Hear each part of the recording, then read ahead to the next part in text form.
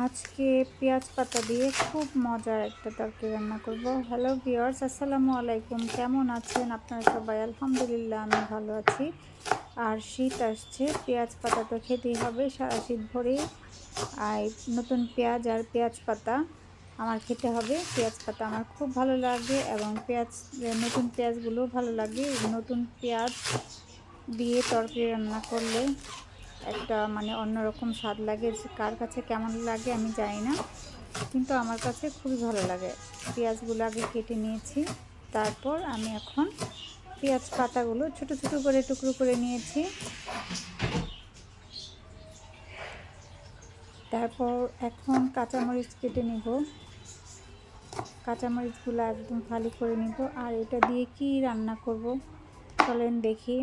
হ্যাঁ, বলেই দেই আগে, সেইগুলো দিয়ে আজকে আমি চিংড়ি মাছ রান্না করব। চিংড়ি মাছটা দিয়ে রান্না করলে খুব টেস্ট লাগে, এটা আমার বাচ্চারাও খুব পছন্দ করে। এখন চুলার উপর একটা কড়াই বসিয়ে দিলাম। তারপর আগে চিংড়ি মাছগুলো তেলের মধ্যে একটু ভেজে নেব, তারপর একটু লবণ দিয়ে দিলাম।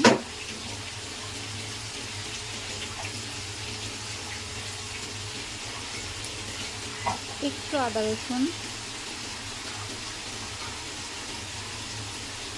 সামান্য হলুদ গুঁড়ো, জিরে গুঁড়ো, ধনে গুঁড়ো দিয়েছি।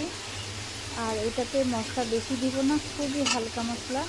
তারপর পেঁয়াজগুলো দিয়ে দিলাম। এইটা হলো গোড়ার অংশটা, পেঁয়াজ এবং পেঁয়াজের সাথে একটু হালকা যে অংশটা থাকে সেটা, আর পাতার অংশটা আমি পরে দেব।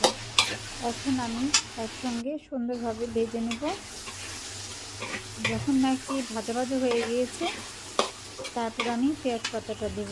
আর এখানে কিন্তু আমি কোনো পানি দেইনি, একদম পানি ছাড়া হালকা আঁচে সুন্দরভাবে ভাজা ভাজা করেছি। তারপর যখন হয়ে আসছে, আমি কুচি করে পেঁয়াজ পাতাটা দিয়ে দিলাম। পেঁয়াজ পাতাটা দিয়ে ভালোভাবে মিশিয়ে নেব।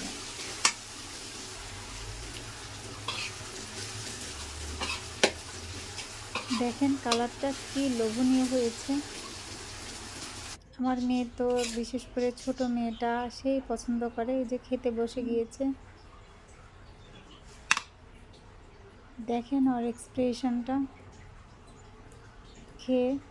আর রান্না করতে গেলে তো চিংড়ি মাছ সে আগে যে দাঁড়িয়ে থাকবে। খুব মজা হয়েছে, খুব মজা হয়েছে।